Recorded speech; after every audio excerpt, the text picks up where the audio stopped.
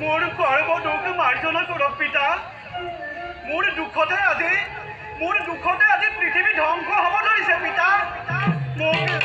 মোক ক্ষমা কৰক পিতা, মোক ক্ষমা কৰক পিতা।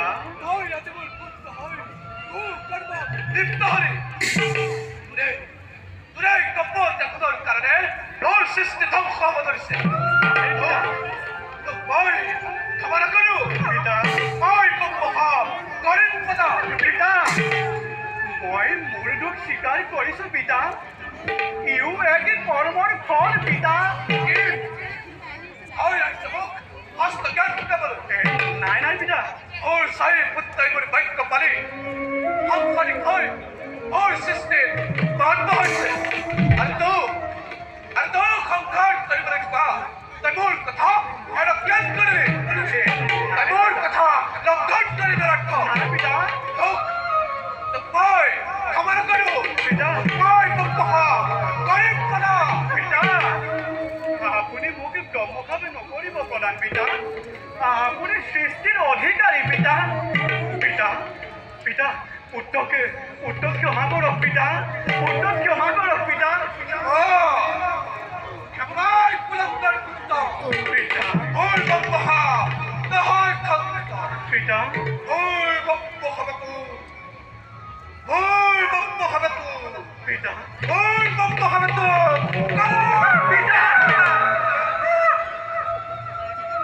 পিতা,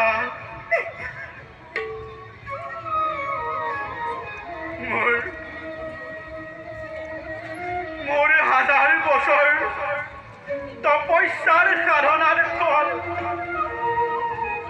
তুমি এটি নিমিষতে তুলি সাথী কৰি দিলা পিতা।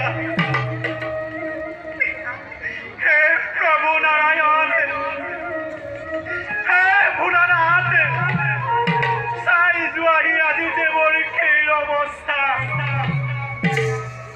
পিতৃয়ে পুত্ৰক কিদৰে ব্ৰহ্মভাৱ কৰিছে তোলাৰ এবাৰ দৰ্শন কৰি যোৱাহি প্ৰভু। পিতা, পিতা, পিতা,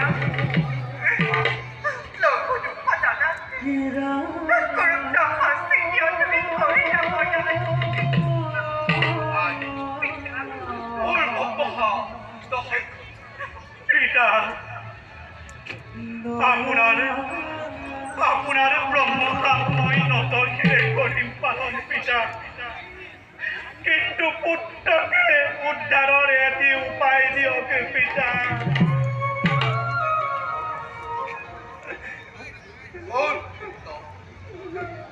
হয়তো যুগত তই অভিমত্তাকে ৰজা হঠাতে ৰমণীকে বিবাহ কৰাই মোৰ সৃষ্টি আৰু কেঁচা ৰাজ্যসকলতে জন্ম লৈ দৈত্যৰ কন্যা বিবাহ কৰাই বংশ বিস্তাৰ সকলোৰে ৰূপে জন্ম লৈ ধৰ্ম বিচাৰ নকৰি কুৰুক্ষেত্ৰৰ আৰু কৰি বছৰ কৰি শ্ৰমক কীৰ্তন কৰি শেষত পিতা, আৰু অত্যন্ত মোৰ সন্মুখত পৰা পিতা,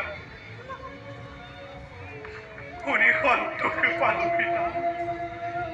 শুনি সন্তোষ পালো পিতা। পিতা, লঘু দুখত তুমি মোক গুৰুতৰ শাস্তি কৰি নকৰা।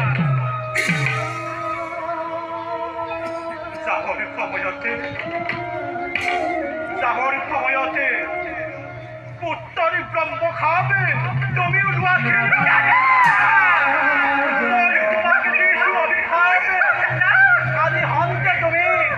আজি হন্তে তুমি মানৱৰ চিৰ অপূজ্য হৈ যাব। তোমাৰ নামত কোনোদিন নহ'ব মন্ত্ৰ উচ্চাৰণ।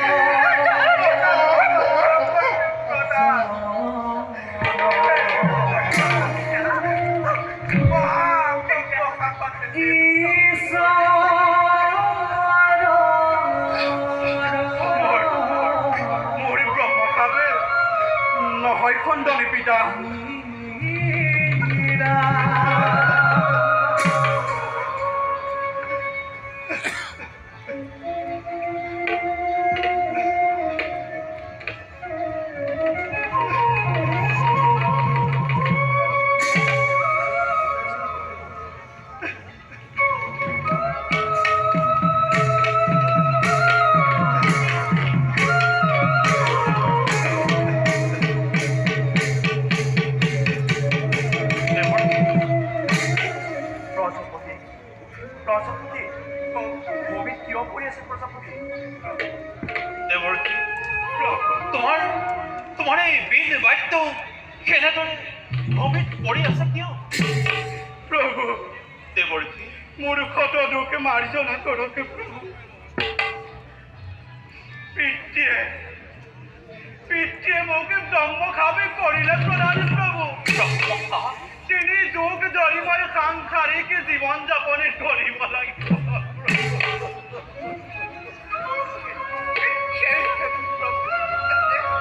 তাই মোক ব্ৰহ্মখাব কৰিলে প্ৰধান।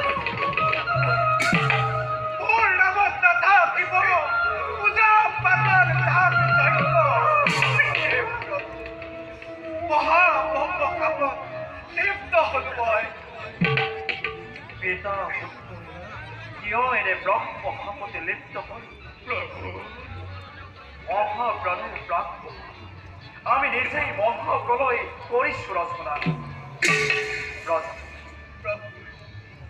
নাৰদৰ ব্ৰহ্মখাব মই খণ্ডন কৰিব পাৰিম, কিন্তু প্ৰজাপতি আপোনাৰ ব্ৰহ্মখাব চিৰদিনে ভংগ কৰাৰ